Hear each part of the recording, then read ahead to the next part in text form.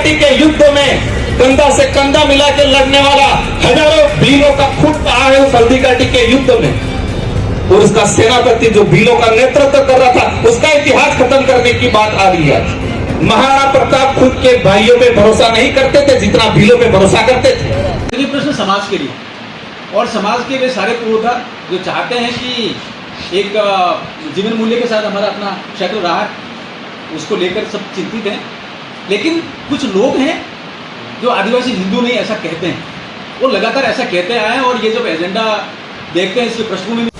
सांसद मन्ना लाल रावत ने गुरुवार को बीएपी पार्टी पर जमकर निशाना साधा। उन्होंने बीएपी पदाधिकारियों को वेश बदलने वाले रावण करार दिया और आरोप लगाए कि वह पार्टी बार बार रूप बदलकर आदिवासी समाज को गुमराह करने का काम कर रही है। धौलागढ़ धाम में हुए हालिया कार्यक्रम को लेकर बीएपी नेताओं के बयान पर प्रतिक्रिया देते हुए रावत ने कहा, बीएपी पदाधिकारी साधु संत का रूप धरकर आदिवासी संस्कृति और परंपरा से खिलवाड़ कर रहे हैं। जिस प्रकार रावण ने साधु का वेश धरकर छल किया था, उसी प्रकार ये नेता भी भोले भाले आदिवासी की आस्था का दुरुपयोग कर रहे हैं। उन्होंने कहा कि कुछ लोग आदिवासियों को हिंदू न मानने का झूठा नैरेटिव फैलाते हैं और इसका एजेंडा सीधे कैथोलिक चर्च ऑफ रांची से जुड़ा हुआ है।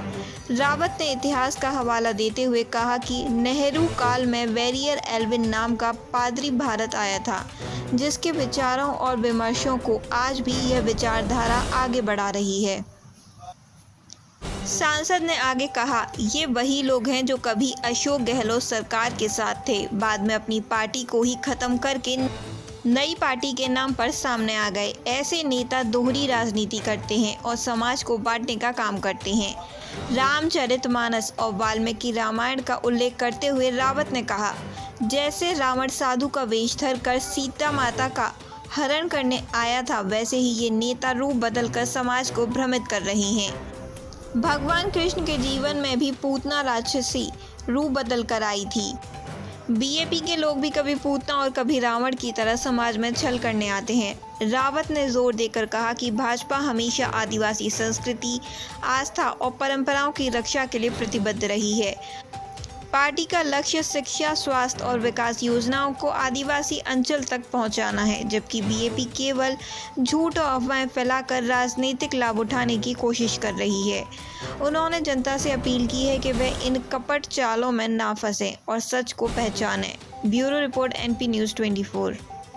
ये प्रश्न समाज के लिए और समाज के वे सारे पुरोधा जो चाहते हैं कि एक जीवन मूल्य के साथ हमारा अपना क्षेत्र रहा है, उसको लेकर सब चिंतित हैं।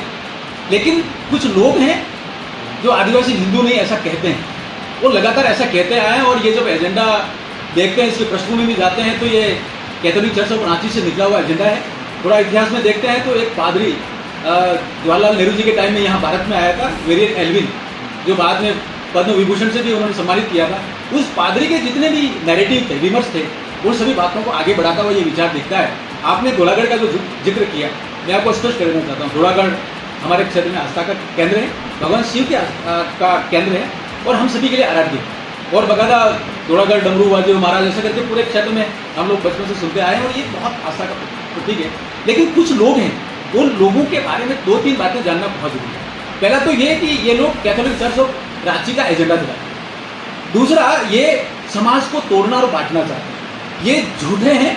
और पहले ये अशोक गहलोत साहब की सरकार के साथ रहे थे, बाद में इन्हीं की पार्टी को खत्म करके आगे आए हैं। ये ऐसे लोग हैं जो दोहरी बात करते हैं। रामचरितमानस और वाल्मीकि रामायण में जो प्रसंग आता है कि एक आदमी सीता माता का हरण करना चाहता है, सीता माता हमारी मर्यादा का प्रतीक है, गरिमा का प्रतीक है समाज का, उसको हरण करके आता है तो वो रावण रूप बदल कर आता है, वो साधु के वेश में आता है। तो मैं ये कहूँगा कि ये रावण की तरह ही काम करने वाले लोग हैं। भगवान श्री कृष्ण के जीवन में भी एक पूतना नाम की किसी एक राक्षसी का नाम आता है। ये पूतना रूप बदल गया, पहले एक रूपवती नारी होती है, बाद में जाके असली रूप में आती है। ये पूतना भी है और ये रावण भी है, रूप बदल कर आते हैं।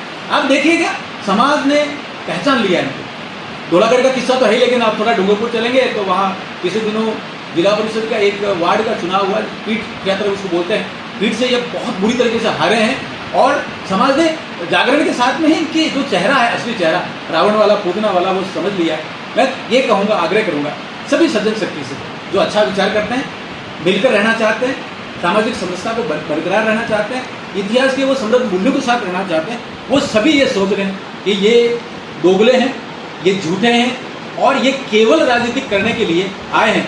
और दूसरी बात भी समझना बहुत ज़रूरी है कि भारतीय जनता पार्टी और एनडीए एक ऐसा विचार है, एक ऐसा संगठन है, गठजोड़ है, जिन्होंने मिलकर आदिवासियों के लिए, भीलों के लिए खूब काम किया।